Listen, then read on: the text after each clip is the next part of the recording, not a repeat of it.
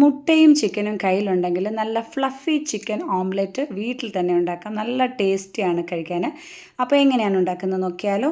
ഒരു 100 gram chicken ചെറിയതായിട്ട് cut ചെയ്ത് ഒരു ബൗളിലേക്ക് ഇട്ടിട്ടുണ്ട്. മഞ്ഞൾപ്പൊടി, ഉപ്പ്, മുളക് പൊടി, ചിക്കൻ മസാല ചേർത്ത് നന്നായിട്ടൊന്ന് മിക്സ് ചെയ്ത് വെക്കുക. അത് ഒരു അരമണിക്കൂറോളം മിക്സ് ചെയ്ത് വെച്ചതിന് ശേഷം നമുക്ക് ഒരു പാനിലേക്ക് എണ്ണ ഒഴിച്ചിട്ട് നന്നായിട്ടൊന്ന് വറുത്തെടുക്കുക. അപ്പോൾ നല്ല ഡീപ്പ് ഫ്രൈ ആയിട്ട് തന്നെ ചെയ്തോളൂ. ഒരു മീഡിയം ഫ്ലെയിമിൽ വേണം വറുത്തെടുക്കാൻ കേട്ടോ. അപ്പോൾ ഇത് നന്നായിട്ട് വറുത്തെടുത്ത് കഴിയുമ്പോൾ ചൂടാറിയതിന് ശേഷം നമുക്കിത് നന്നായിട്ട് പിച്ചി ഇടാം. നല്ലതായിട്ട് ചെറുതായിട്ട് പിച്ചി നമുക്ക് മാറ്റി വയ്ക്കാം. ഇനി നമുക്ക് 5 മുട്ടയാണ് ഇതിന് വേണ്ടത്. മുട്ടയുടെ വെള്ളയും മഞ്ഞയും സെപ്പറേറ്റ് 2 ബൗളിലായിട്ട് നമുക്ക് മാറ്റിയെടുക്കാം. മഞ്ഞയിലേക്ക് നമുക്ക് കുറച്ച് ഉപ്പൂടി ഇട്ടിട്ട് നന്നായിട്ട് മിക്സ് ചെയ്ത് മാറ്റി വയ്ക്കുക.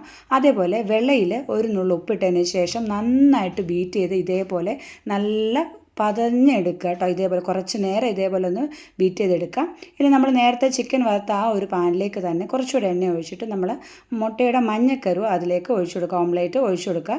എന്നിട്ട് 1 മിനിറ്റ് ഒന്ന് അടച്ചു വയ്ക്കുക.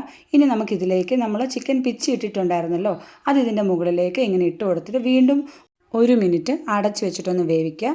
1 മിനിറ്റിന് ശേഷം നമ്മൾ മുട്ടയുടെ വെള്ളം നന്നായിട്ട് പതപ്പിച്ചെടുത്തിട്ടുണ്ടായിരുന്നല്ലോ, അത് ഇതിൻ്റെ മുകളിലേക്ക് ഇട്ട് കൊടുക്കുക. ഇതേപോലെ നന്നായിട്ട് പതഞ്ഞ് കിട്ടണം കേട്ടോ. നമ്മളൊരു സ്പൂൺ വെച്ചിട്ട് എടുത്താൽ താഴെ വീഴാത്ത വിധം അങ്ങനെ പതപ്പിച്ചാൽ മാത്രമേ നല്ല ഫ്ലഫി ചിക്കൻ ഓംലേറ്റ് എടുക്കാൻ പറ്റൂ.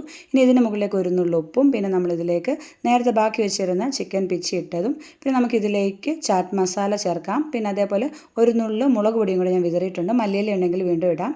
എന്നിട്ട് വീണ്ടും ഒരു 2 മിനിറ്റ് ഒന്ന് അടച്ചു വയ്ക്കുക കേട്ടോ. അപ്പോൾ നമ്മൾ കയ്യിൽ ഇങ്ങനെ ഒന്ന് പ്രസ് ചെയ്ത് നോക്കുമ്പോൾ കയ്യിലായിട്ടില്ലെങ്കിൽ ആയിട്ടുണ്ടെന്നാണ് അർത്ഥം കേട്ടോ. അപ്പോൾ ഇനി നമുക്ക് ഇതേപോലെ ചൂടാറിയതിന് ശേഷം കട്ട് ചെയ്ത് കഴിക്കാൻ അടിപൊളിയാണ് കേട്ടോ. ചായയുടെ കൂടെ കഴിക്കാനും വെറുതെ കഴിക്കാനും അടിപൊളിയാണ്. ടൊമാറ്റോ സോസൊക്കെ ഉണ്ടെങ്കിൽ സൂപ്പറാണ്. എല്ലാവരും ട്രൈ ചെയ്ത് നോക്കൂ.